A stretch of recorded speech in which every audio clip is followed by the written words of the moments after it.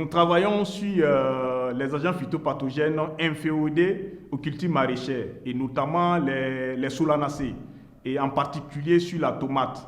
Et la maladie sur laquelle nous travaillons est Ralstonia solanacearum et qui est le flétrissement bactérien en quelque sorte. Il faut dire que cette maladie-là est inféodée à plus de 200 espèces réparties dans 53 familles botaniques.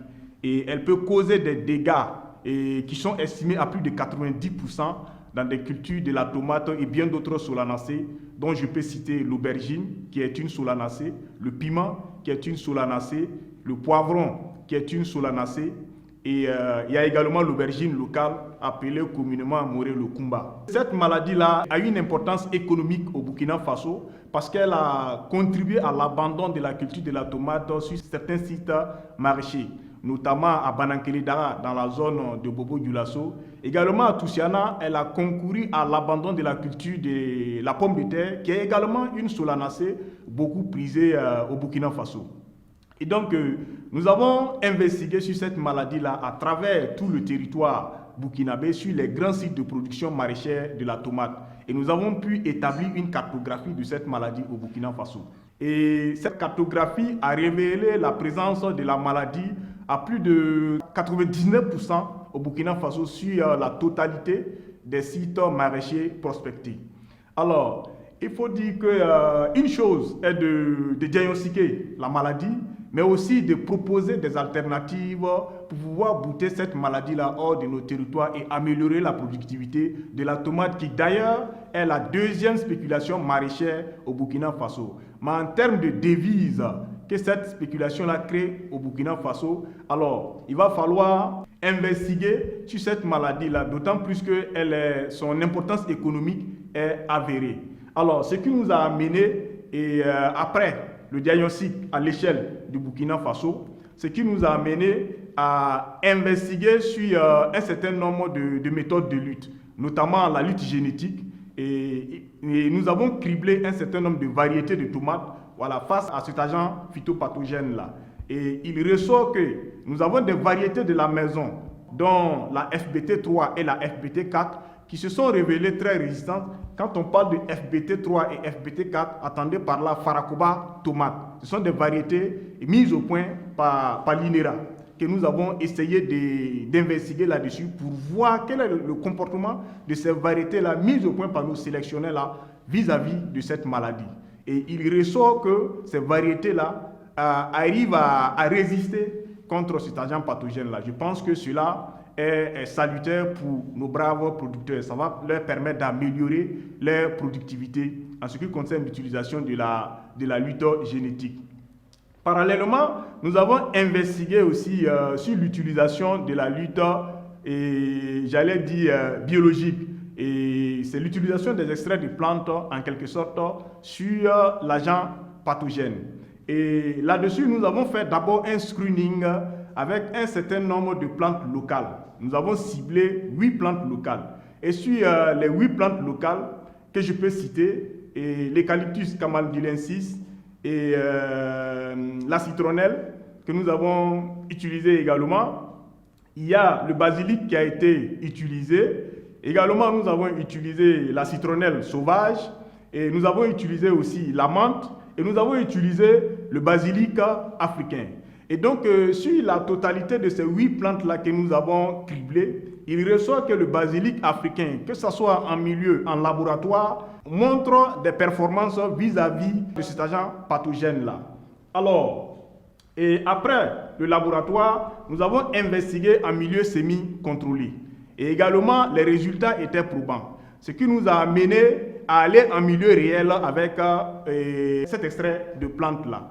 Et donc, il faut dire que l'extrait, c'est de l'huile essentielle. Après le screening sur les huiles essentielles en milieu semi-contrôlé qui s'est avéré intéressant, alors nous avons aussi investigué une autre alternative qui est l'utilisation des biofertilisants. Lorsqu'on parle de biofertilisants, on fait allusion au compost. Et nous avons testé 3 types de compost sur cet agent pathogène-là. Et les 3 types de compost, d'abord, le premier compost, c'est le compost formulé à base des déjections de la bouse de vache. Et le deuxième type de compost, c'est le compost formulé à partir de la déjection de porc. Et le troisième type de compost, c'est le compost formulé à partir des fientes, du fumier de volaille. Voilà, du fumier de volaille. Et sur les trois types de compost investigués, il ressort que du point de vue impact sur la maladie, le flétrissement bactérien, il ressort que le premier compost intéressant, c'est celui des fientes du fumier de volaille. Voilà, et qui est suivi du fumier de porc. Et enfin, nous avons la bouse de vache. Pour dire qu'il y a de la matière au Burkina Faso. Et pour venir à bout de cet agent pathogène-là. Maintenant, à l'issue de ces deux résultats, nous avons essayé d'innover. Parce que le compost, il est connu, il existe.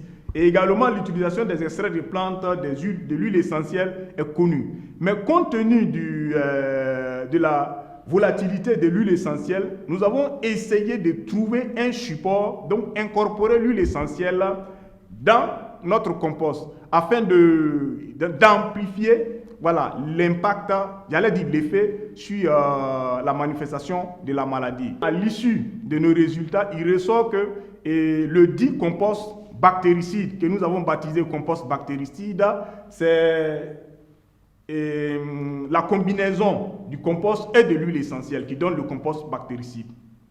Et ce compost-là a été investigué dans 3 sites maraîchers dans la zone dans les hauts bassins.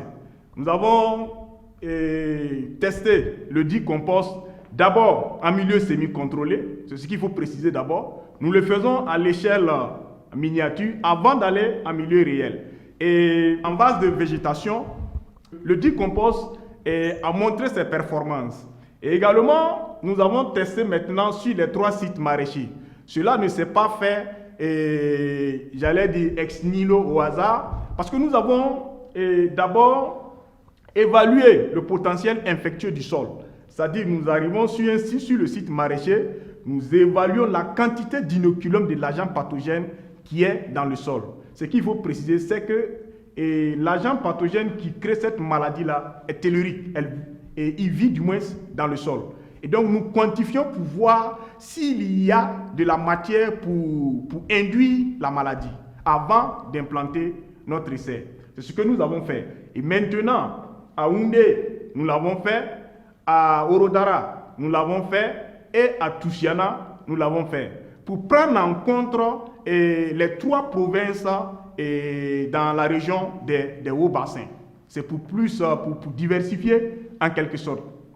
Maintenant, il ressort de nos investigations que d'abord l'inoculum au niveau du sol est réduit à 63%, mais en ce qui concerne la manifestation de la maladie sur la tomate, il ressort que notre innovation permet de réduire à 80% la manifestation de la maladie. Autre alternative pour lutter contre cet agent pathogène-là, ce qu'il faut proposer aux producteurs, non seulement il faut utiliser le compost bactéricide, mais aussi prôner la rotation culturelle, qui est aussi une technique agroécologique. Parce que nos producteurs sont beaucoup plus investis dans la monoculture. Pourtant, lorsque nous pratiquons la monoculture, il n'y a pas de rupture du cycle de l'agent pathogène.